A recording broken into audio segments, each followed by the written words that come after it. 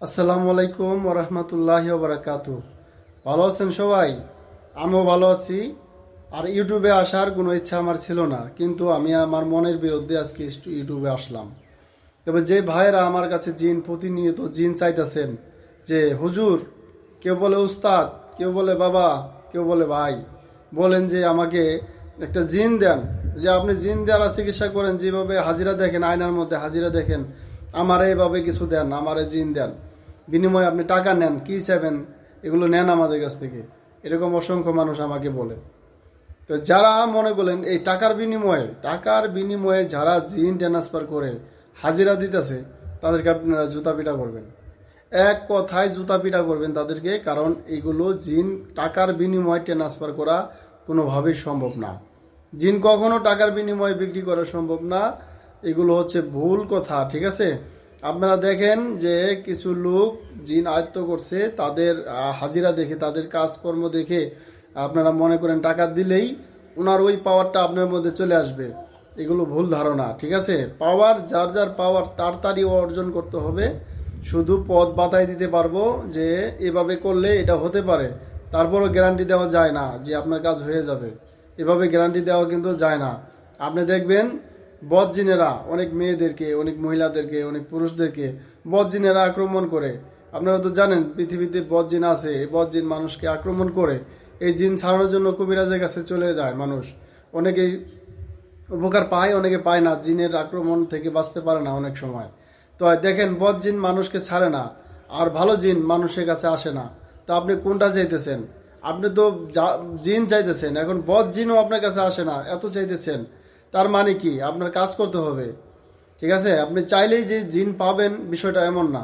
আর টাকার বিনিময়ে জিন পাবেন না। যারা বলবে যে এত টাকা দাও আমি জিন দেব, তাদেরকে আপনারা সিধা জুতাতে পিটাবেন, ঠিক আছে? সিধা জুতাতে পিটাবেন, কারণ টাকার বিনিময়ে কখনো জিনকে ট্রান্সফার করা সম্ভব না। এগুলি ভুয়া কথা। তা যারা জিনের জন্য পাগল হয়েছেন, যে ভাবছেন যে জিন আমি হাজির করব আর আমি মুখে বলবো জিন আমার সব কাজ করে দেবে, এইটাও ভুয়া কথা, ঠিক আছে? জিনের চেয়ে মানুষের ক্ষমতা অনেক বেশি। আল্লাহ তাআলা মানুষকে সমস্ত ক্ষমতাই দিছে, ঠিক আছে? কিন্তু যা জিনকে দেয় নাই। তবে জিন আপনি হাজির করতে চান, ওরকম একজন কামেল জিন হলে আপনারা সহজে ভালো কিছু করতে পারবেন, মানুষের উপকারে আসতে পারবেন এবং নিজের উপকার হবে যদি ভালো জিন হয়। তো ভালো জিনকে আনতে হলে কি করতে হবে? আগে নিজেকে ভালো করতে হবে, ঠিক আছে? নিজেকে ভালো করতে হবে। মিথ্যা কথা বলা যাবে না, আজে বাজে কোনো রোগীদের কাছ থেকে ভোগা দিয়া মিথ্যা কথা কইয়া টাকা খাওয়া যাবে না, ঠিক আছে? এগুলো ফলো রাখতে হবে। আপনার চিন্তাধারা, ভিতরে যে চিন্তাধারাটা আছে সেখানে আপনার পবিত্র করতে হবে, ঠিক আছে? এরপর আপনি আমল করলে জিন পাবেন। আর যারা আমাকে যে বিরক্ত করতেছেন, এই যে বিরক্ত করতেছেন, আমি বিরক্ত হয়ে আজকে ভিডিও দিতেছি আপনাদেরকে আজকে জিন দেওয়ার জন্য। আমি আপনাদেরকে আজকে জিনের কিভাবে জিন হাজির হয় সে পদ্ধতি আপনাদেরকে আজকে বাতায় দেব, ঠিক আছে? সেই বিধান আমি আপনাদেরকে আজকে দেব। আপনারা ভিডিওটা দেখেন। তো এই বিধানের মধ্যে আপনার জীবনের রিস্ক আছে। জীবনের রিস্ক আছে আপনার 50%। আপনি মরে যেতে পারেন বা পাগল হয়ে যেতে পারেন, আবার ভালোও থাকতে পারেন। এগুলোর গ্যারান্টি আমরা দিতে পারবো না, কারণ সবার সাথে একরকম খেলা হয় না। সবার কাছে এক জিন আসে না। বদ জিন আসতে পারে, ভালো জিনও আসতে পারে, ঠিক আছে? তবে কিভাবে আনবেন আমি আজকে আপনাদেরকে বলে দিতেছি। আমার পক্ষ থেকে আমি মানা করি এই কাজ থেকে বিরত থাকেন। তবে যারা আমাকে বিরক্ত করতেছেন তাদের জন্য এই ভিডিওটা বানাইছি, আর অন্য কারোর জন্য না। যারা জিন সাধন করতে চান তারা বেশিরভাগই আমার এই কাজটা করবেন না। যারা একেবারে বদ লেভেলের মানুষ, যে টাকার বিনিময়ে আমার জিন লাগবে, তারা করেন, ঠিক আছে? তারা মরলে মরবেন, ঠিক আছে? তবে আমার পক্ষ থেকে একটু মানা করি, ঠিক আছে? আর এজাজতের কোনো প্রয়োজন নাই, এটা একটা টুটকার মতো। এই কাজ করলেই বদ জিন হাজির হয়ে যাবে এবং ভালো জিনও আসতে পারে। এগুলো বলা যায় না কখন কোন জিন আসবে। তবে কি করবেন এখন? ওই জিনটাকে কিভাবে আনবেন? আনার জন্য আপনাকে কি কি করতে হবে দেখবেন। শনিবার বা মঙ্গলবার কোনো একটা মহিলা মারা যায় কিনা, মহিলা বা মেয়ে, যে কোনো, পুরুষ বাদে মহিলা হতে হবে। শনিবার বা মঙ্গলবার যদি দেখেন এলাকার গ্রামের মধ্যে বা কোনো জায়গায় মারা গেছে, গেলে ওই কবরে যখন মহিলাটাকে মাটি দিয়ে ফেলবে, ওই কবরটা আপনি চিহ্নিত করবেন যে এই কবরটা হচ্ছে মহিলার। তবে এই 3 দিনের মানে 3 দিন হওয়ার আগেই ওই কবর থেকে মাটি আনতে হবে। এই মাটিটা আপনি কিভাবে আনবেন আমি বলে দিতেছি। আপনি যে কোনো শনি মঙ্গলবারেই, যদি ধরেন শনিবারে মারা গেছে তাহলে শনিবার রাত্রে যাবেন, বা মঙ্গলবারে মারা গেছে তাহলে মঙ্গলবার রাত্রে যাবেন ওই কবরে গিয়ে আপনি প্রথমে মাটি আনার আগেই আপনি আগে উলঙ্গ হবেন। উলঙ্গ হয়ে ওই কবর থেকে আপনি এই পরিমাণ বা আরও বেশি মাটি নিয়ে আসবেন। আনার পর বাড়িতে আনার পর আপনি অন্য মাটির সাথে মিক্স করবেন। তো কবর যখন আপনি মাটি আনবেন তখন উলঙ্গ হতে হবে। পরে মাটি আপনার যে কোনো কিছু নিয়ে যাবেন, ওটার মধ্যে রাখার পর আপনি আবার কাপড় চোপড় পরে বাড়িতে ফেরত আসবেন। আসার পর ওই মাটি পাউডারের মতো করবেন, ঠিক আছে? পাউডারের মতো করবেন আর অন্য অন্য মাটি মিলাবেন, মিলায় পাউডারের মতো করবেন। করার পর এখন আপনি এই মাটি দিয়ে কীভাবে কাজ করবেন? এই মাটি দিয়ে কাজ করতে হলে আপনার যে কোনো অমাবস্যা রাত থেকে শুরু করবেন। যে কোনো অমাবস্যা রাতের মধ্যে আপনি উলঙ্গ হবেন একটা ঘরের মধ্যে। এই ঘরে আর কেউ থাকবে না, শুধু আপনি থাকবেন। উলঙ্গ হবেন, হওয়ার পর ওই মাটিগুলো পুরো শরীরে, মুখে, মাথায়, পুরো শরীরে আপনি মাখবেন। মাখার পর আপনি চাইলে এরকম একটা গামছা আপনি শরীরে লজ্জা স্থানে ব্যবহার করতে পারেন। তাছাড়া শরীরে কোনো কাপড় রাখা যাবে না। আপনি যখন উত্তর দিকে বসবেন মুখ করে, উত্তর দিকে যখন বসবেন আপনি সামনে কিছু আগরবাতি, মোমবাতি রাখবেন, সুগন্ধি রাখবেন। তারপর উত্তর দিকে মুখ করে আপনি বসবেন। বসার পর আপনার কিছু করতে হবে না।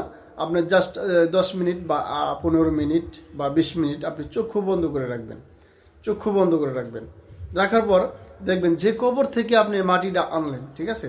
যদি আপনি ওই মহিলার ছবি দেখে থাকেন যে মারা গেছে, তার চেহারাটা যদি দেখে থাকেন, ওই কবরের চেহারার ওই স্রোত ধরেই আপনার সামনে হাজির হবে একজন মহিলা জিন হাজির হবে, ঠিক আছে? নারী জিন হাজির হবে। আপনি যদি অবিবাহিত মেয়ের কবরের মাটি নেন তাহলে অবিবাহিত মেয়ে হাজির হবে। তবে ওই স্রোতে হাজির হবে, কবরের মুর্দার যেমন ওরকম হাজির হবে আর কি, ঠিক আছে? প্রথম দিন আপনার হাজির না হলেও আপনাকে এমন কিছু নমুনা দিবে যেগুলো দেখে আপনি বুঝতে পারবেন যে কেউ আমার কাছে এসেছে। আপনাকে বোঝাবে, আপনার শরীর গরম হয়ে যাবে, নয়তো শরীর কাঁপবে। কিন্তু এমন হতে পারে আপনি অনেক ভয় পাইতেছেন, ঠিক আছে? এমন মানে কিছু না কিছু আপনাকে সে নমুনা দেবে। প্রথম দিন যদি আপনার কাজ না হয়, দ্বিতীয় দিন, তৃতীয় দিন, এভাবে 1 থেকে 7 দিন, 7 দিনের মধ্যে আপনার তার সাথে কথা হয়েই যাবে। আপনি স্বচক্ষে দেখবেন, স্বচক্ষে দেখতে পারবেন। দেখে তারপর তার সাথে আলাপ আলোচনা করে আপনি কাজ করতে পারেন। আর ওই মহিলা যদি মনে করেন দেখেন পরকিয়া করছে, কখনো খারাপ লোক ছিল, তাহলে ওইটা বড় বদজিন হবে। আর যদি মনে করেন কামিলদার ভালো মহিলা ছিল, নামাজ পড়তো বা সত্য কথা বলতো, ওই জিনগুলো একটু ভদ্র হবে, তবে এগুলোকে বদজিন বলে। যদি ভাগ্য ভালো হয় আপনার ভালো জিন আসতে পারে। এগুলো বলা যায় না, আগে বলা যাবে না যে কোন জিন আসবে। তো এভাবে আপনারা হাজির করতে পারেন। পরবর্তীতে আপনি তার সাথে আলোচনা করে কিভাবে ডাকবেন, কি নামে ডাকবেন, এগুলো তার সাথে আলোচনা করে তার কাছ থেকে বুঝে নেবেন। এগুলো কিন্তু কেউ বলে দিতে পারবে না যে এমন হবে, আপনার সাথে এমনই হবে। এগুলো কিন্তু অ্যাডভান্স বলা যায় না, কারণ সবার সাথে একরকম খেলা হয় না। এটা একটা আদি বিদ্যা, যেটা কোনো মন্ত্রতন্ত্র লাগে না। এগুলো আপনি মাখলেই আপনার শরীরেই বলে দিবে, আপনি নিজেই বলে দিবেন যে কিছু একটা এসে পড়ছে। তো আপনারা এভাবে যে নিয়ম বললাম এভাবে আপনারা করবেন। এজাজতের কোনো প্রয়োজন নাই। আমাকে আপনারা একজন মানুষও ফোন দিবেন না, আর আমার ফোন নাম্বার ভিডিওর মধ্যে দিতেছি না, কারণ এগুলো আমার পক্ষ থেকে না করলেই ভালো। কারণ এগুলোর মধ্যে মৃত্যুর ঝুঁকিটাই বেশি, ক্ষতির ঝুঁকিটাই বেশি হয়। তো যারা বেশিরভাগ জিনের পাগল, মইরাও যাইবেন গা তাও জিন লাগবো এরকম, তাদের জন্য বলতেছি, যারা আমাকে বেশি বিরক্ত করতেছেন। আর টাকার জন্য যারা জিন চাইতেছেন তাদের জন্য বলতেছি যে আপনারা জিন, টাকা লাগবে না, জিন এভাবেই নেন, ফ্রিতে নেন। আর যারা টাকার বিনিময়ে জিন দিতে চাইতেছে তাদেরকে আপনারা জুতা পিটা করবেন। জিন কখনো টাকার বিনিময়ে দেওয়া সম্ভব না। তো ভালো থাকবেন। আজকের মতো এখানে বিদায়। আসসালামু আলাইকুম।